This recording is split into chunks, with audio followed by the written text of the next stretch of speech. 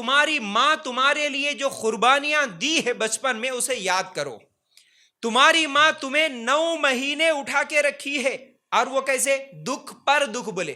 تو یاد رکھو, عورت کے لیے اس کی زندگی کی سب سے بڑی خوشی کیا ہے؟ اگر سوال کریں کہ اس عورت کے لیے, کون سی بھی عورت کے لیے سب سے بڑی خوشی عورت کو تبھی ہوتی ہے جب اسے یہ خبر پہنچتی ہے کہ وہ ماں بننے والی ہے.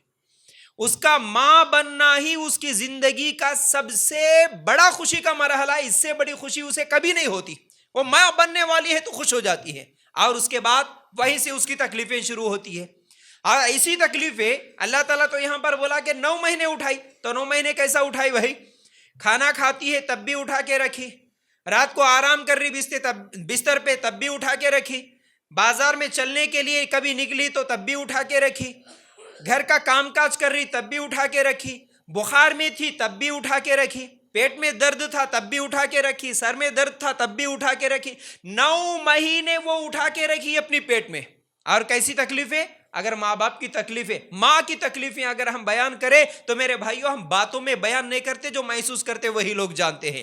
بچے کی پیدائش کی جو تکلیف ہوتی ہے, بچے کی پیدائش کی جو تکلیف ہوتی ہے, ہڈیوں کو توڑنے جیسی تکلیف ہوتی ہے, اور اس میں اس کے خود کا جان کا خطرہ بھی ہوتا ہے. کئی ماؤں کے تعلق سے ہم سنتے نا, ڈیلیوری کے لیے لے کر چلے گئے ہاسپٹل میں, بچہ تو زندہ پیدا ہوا لیکن ماں مر گئی. اس کو معلوم ہے کہ اسے تکلیف ہونا ہی ہونا ہے. نارمل ڈیلیوری ہے تب بھی تکلیف ہوگی, آپریشن ہوگا تو پیٹ چیرنا پڑتا تب بھی تکلیف ہوگی. اس کے باوجود بھی ایک مرتبہ تکلیف اٹھا کے اب میں دوبارہ تکلیف نہیں اٹھاؤں گی, کوئی ماں نہیں بولتی. دوبارہ پھر اولاد ہوتی ہے, خوشی سے ایکسپٹ کر لیتی ہے, پھر آپریشن ہوتا ہے, پھر تکلیفیں اٹھاتی ہے بیچاری. کتنی تکلیفیں ہوتی ہے. تیسری مرتبہ پھر آپریشن ہوتا, پھر تکلیف اٹھاتی ہے. اگر اس کو دیکھیے میرے بھائی, وہ ماں کی محبت ہی الگ چیز ہے, اسے ہم باتوں میں بیان نہیں کر سکتے میرے بھائی. ماں کی خوشی یعنی اس کے بچوں کو لے کر جو خوشی ہے, وہ خوشی اس کے تمام تکلیفوں کو بھلا دیتی ہے. اس کے تمام تکلیفوں کو وہ بھول کر اس کی جان خطرے میں ڈال کر اپنے بچوں کے لیے وہ قربانیاں دیتی رہتی ہے. اللہ تعالیٰ اس آیت میں ہم لوگوں کو ماں کی تکلیف کے تعلق سے کہتا ہے, اس کے بعد کہتا ہے کہ تم ماں باپ کی, اپنے والدین کی شکر گزاری کرتے رہو. اس کے بعد ایک اور آیت اگر ہم نکال کر دیکھیں گے, سورہ بنی اسرائیل آیت نمبر 23-24, اللہ تعالیٰ کہتا ہے وَقَضَىٰ رَبُّكَ أَلَّا تَعْبُدُوا إِلَّا إِيَّاهُ وَبِالْوَالِدَيْنِ إِحْسَانًا إِمَّا يَبْلُغَنَّ عِندَكَ الْكِبَرَ أَحَدُهُمَا أَوْ كِلَاهُمَا فَلَا تَقُل لَّهُمَا أُفٍّ وَلَا تَنْهَرْهُمَا وَقُل لَّهُمَا قَوْلًا كَرِيمًا. اس آیت کو سمجھیے.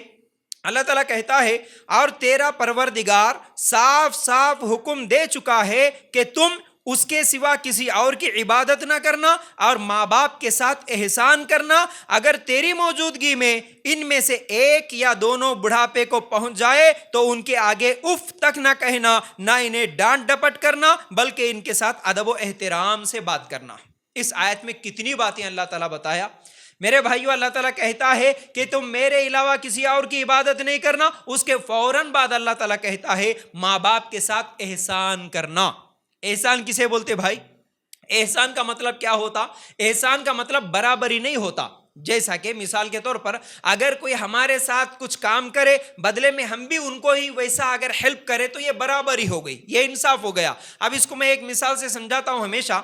اگر آپ کسی مزدور آدمی کو مزدوری پہ لے کے آئے, کچھ کام دیے اور بولے کہ بھائی یہ کام کر دیے تو میں تجھے 500 روپے دے دوں گا, اور اس نے وہ کام کر دیا, آپ 500 روپے دے دیے, آپ انصاف کریں, یہ برابری ہے. اللہ تعالیٰ انصاف کرنے کا حکم نہیں دے رہا, یہاں پر احسان کرنے کا حکم دے رہا. اب احسان کیا ہے؟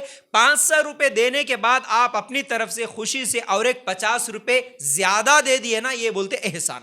انہیں جتنا کام کرا اس سے زیادہ تم اس کی مدد کرنا, یہ احسان ہے. تو اللہ تعالیٰ والدین کے تعلق سے کیا بولا؟